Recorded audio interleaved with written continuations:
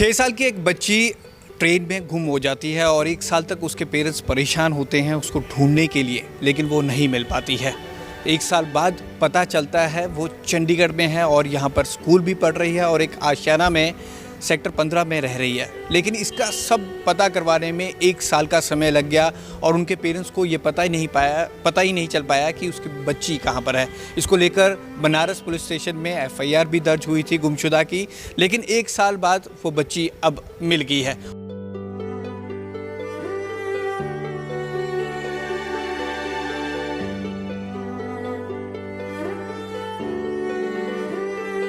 एक साल पहले 6 साल की नेहा बनारस रेलवे स्टेशन पर अपने माँ बाप से बिछड़ गई थी, जिसे आज पूरे 1 साल बाद ASI राजेश ने उनके परिवार से मिलवाया। बड़ा भावुक ये पल था जब माँ बाप अपने बच्ची से मिले। माँ बाप का रो रो कर बुरा हाल था। पुलिस की काउंसलिंग में सामने आया कि करीब 1 साल पहले बच्ची नेहा को बनारस के रेलवे स्टेशन से किडनैप किया गया था और अपहरणकर्ता बच्ची से भीख मंगवाता था।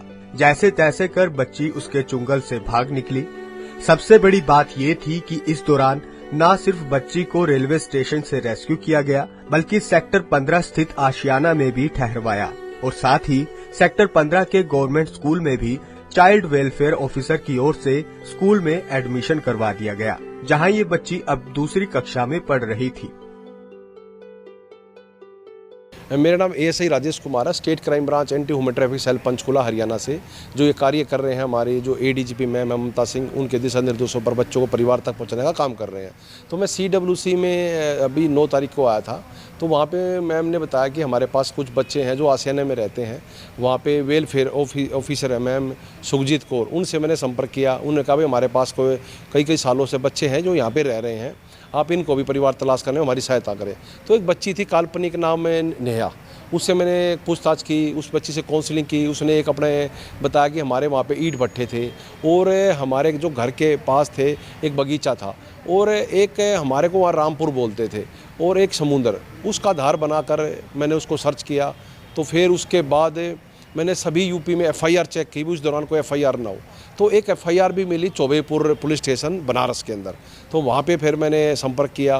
फिर उसके जो गांव रामपुर का आधार बनाकर सभी को मैंने सर्च किया।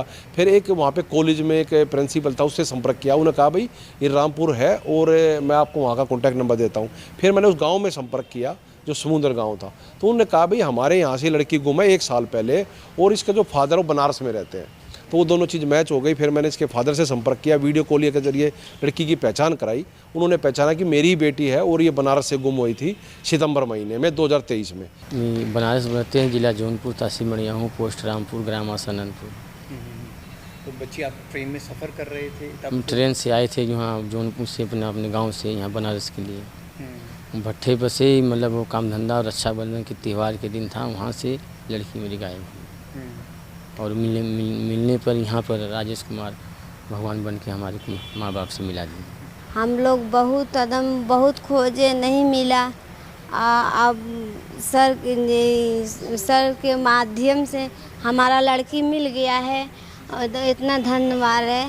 हम लोग बहुत गरीब है, हमारा लड़की सुखी से तुम्हारे लगे रहते। सोशल वेलफेयर डिपार्टमेंट ने यहाँ पर देखा कि ये बच्चा यहाँ पर रह रहा है, लावारिस वहाँ पर पड़ा हुआ था ये बच्ची। फिर इसको यहाँ पर आशियाना में डाला गया और उसके बाद स्कूल डाला गया। लेकिन आज बड़ी खुशी की बात है कि उसके माँ बाप यहाँ पर मिल गए हैं, उनके माता पिता यहाँ पर पहुँचे हुए हैं और बच्ची स्कूल भी उसका आउट नहीं हुआ, स्कूल भी यहाँ पर पढ़ती रही और पढ़ाई में भी ये बच्ची बहुत अच्छी थी। काफ़ी ये भावुक ये पल था जब माँ बाप उनके यहाँ पर मिले। कैमरामैन अनिल के साथ भगवत सिंह, पंजाब केसरी, जगबानी TV, चंडीगढ़।